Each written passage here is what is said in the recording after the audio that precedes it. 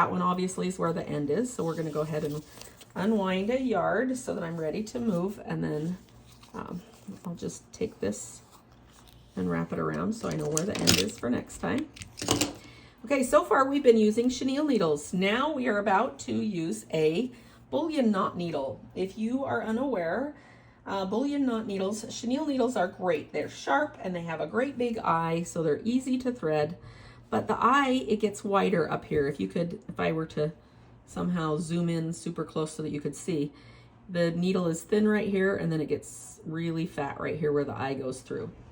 That makes it difficult when you're doing a stitch where you're going to wrap around the shaft of the needle to pull it through on the end. And so when I first learned to stitch, in fact, up until 2020, we did these kind of stitches with a Milner's needle. Milner's needles are not very strong. You can see most of mine are bent. They have an itty bitty eye up here, so they're super hard to thread. And but they are the same size the whole way up. If you could feel this, it's the same size. This one in particular, I can feel gets a little bit bigger for the eye, but not very much. And so Milner's needles were what we used. And then in 2020, Tulip, which is the only company that makes bullion knot needles at this point, made a bullion knot needle. And this one, if you could feel it, gets skinny right up here at the eye. That gives you extra room for the thread to go through. And so they are fabulous for wrapped stitches. So you can do a bullion knot needle with a Milner's needle, or you can do a bullion knot stitch with a Milner's needle, but it is not near as easy as it is if you are using a bullion knot needle. I don't recommend doing them with a chenille needle. They're just so hard to pull through. All right, we're gonna go ahead and thread this one. And pull my tail to almost even. Okay, you are probably gonna wanna practice the stitch a couple of times somewhere else before you start on your project. So this, you have, I can't remember how many yards is on here, but this is a limited number of yards. Use one of your threads that comes on a spool. Let me find one. Practice with one of the threads that comes on a spool because you are going to use nowhere near that whole thing. So you will have extra of that.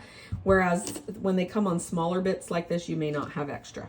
Okay, so I would just start by picking a spot on a piece of extra wool that you have to stitch them. Okay, or you can even practice it on cotton or anything else. I'm going to start right here in the corner and I'm going to come towards me. It uses slightly less thread if you stitch bullion knot needles towards yourself. So can you see where I'm coming out? Again, I'm staying on the black, but I'm coming out right next to the pink, right on the corner. Okay, so bring it through.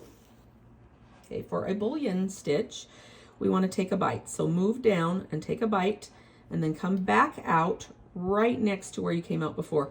You don't want to go through those threads because that will shred things, but right next to it, okay? Now, we're not going to pull it through. We're just going to leave our bite on the needle. How long of a bite should you take? That's up to you. I am going to take about the same distance. It looks like 1/8 of an inch, maybe a little bit skinnier than that. It's probably what I want for this look. And then I like to almost fold my project in half, just like that, right there. And I'm going to take this thread and go clockwise around the needle. 1. The job of this finger right here is to slide those loops down so that they stay next to each other. 2, 3, 4, 5, 6, 7, 8, 9, 10, 11, 12. What I want is more thread wraps here than the distance of this little black part right here. And the reason is because I want it to kind of have a scallop to it. But you will be surprised at how tight these will pull. Like right now they look like they're that long, but I can actually scrunch them down to that same distance. And so I think I'm going to go with 14. I probably for that size would go with 14 to 16. Okay, now that I have them wrapped, I'm going to grab them with my fingers like this. Just hold your thumb and finger and hold them tight because I don't want them to unravel. I'm going to push the needle out of the way, and you can see that I have the project laid down on my table. I'm going to push the needle out of the way and pull it through. Beware of your thread wanting to just be in little knots. That's about as far as I can pull to right there because there's still a loop right here. I'm going to turn my project sideways because that's where my bullion's going to end up. And I'm still not letting go, but I'm kind of moving part of my fingers out of the way to just keep it as close as I can to right there. And just snug it up right there. That is our little bullion knot. It's not finished until you go down at the end. Now, if you put your bullion knots too close together, they will ruffle funny. Let me show you. So I'm going to come up almost a needle's width away from the last one. I still want to come up next to the pink, but I want to give it a little bit of a gap there, just a little bit. The reason for that is that when your bullion knots are too close like this, there's no room for them to lay down next to each other, so they end up flip-flopping like these guys did on one of my, this is an early project when I didn't know what I was doing. So give it a gap. Do the same thing. We're going to go down, come back up, and you're shooting for having these about the same size. See that little gap that I have right there will be enough room for the wraps on this one to lay down. Okay, remember that I fold it down. You don't have to fold it down, but I find that that gets it out of the way, so it's easier for me to make my wraps stay where they're supposed to. 1, 2, 3, 4, 5, 6, 7, 8, 9, 10, 11, 12, 13, 14. I'm going to try one more this time, 15. Pinch and hold those wraps. Pull the thread through. Lay it down. Cut back from your fingers to just your fingernail if necessary, and snug it up. When you take your thread to the back, I find that I'm able to snug it even a little bit tighter.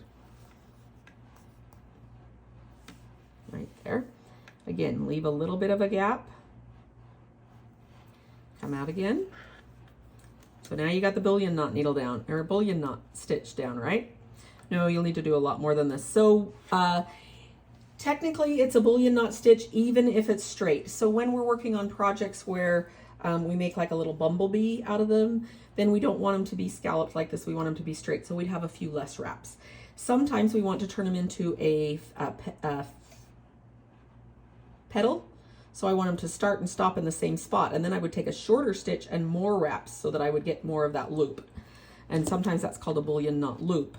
But right here, I want these to be about the same, so I'm going to take about the same size stitch each time and do about the 14 to 15 wraps each time. 1, 2, 3, 4, 5, 6, 7, 8, 9, 10, 11, 12, 13, 14, 15. Pinch and hold together. Push the needle through. Don't let go, don't let go, don't let go. Use your fingernail down to the end to tighten it. Go down to the back.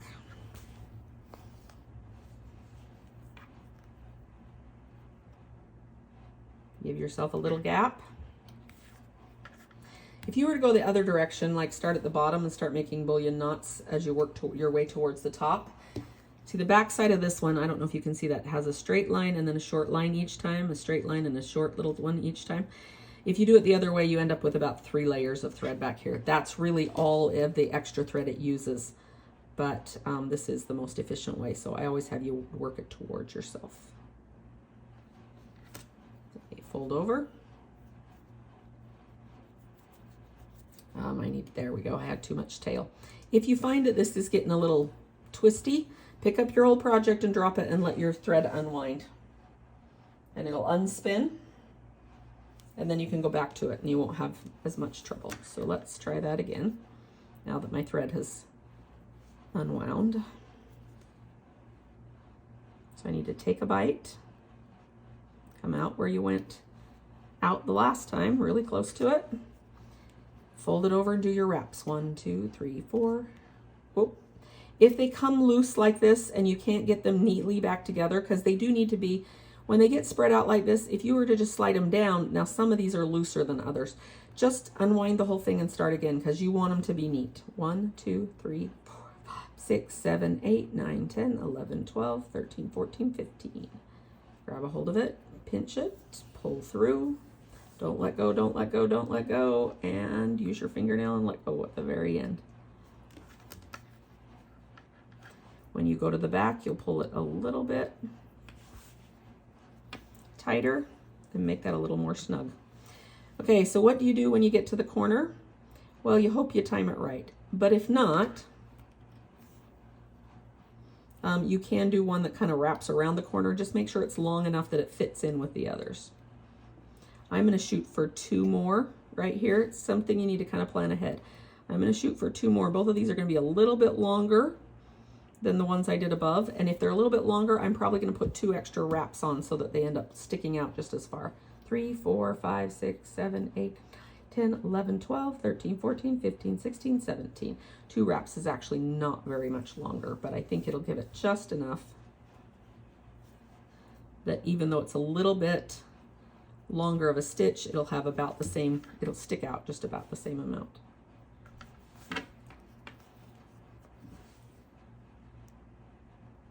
Okay, last one on this side.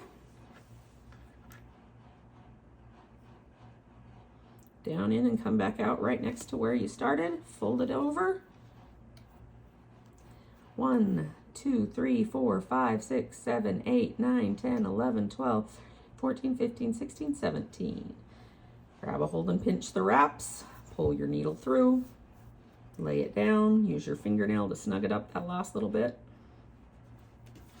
And take it down. Okay, you are ready to finish going around this one. And then that will finish off our day 2. So each day of the first 9 days, we're going to be appliquing our letter down and then adding the edge to it in some form. Not everywhere, but somewhat. So I will see you back here for the V tomorrow.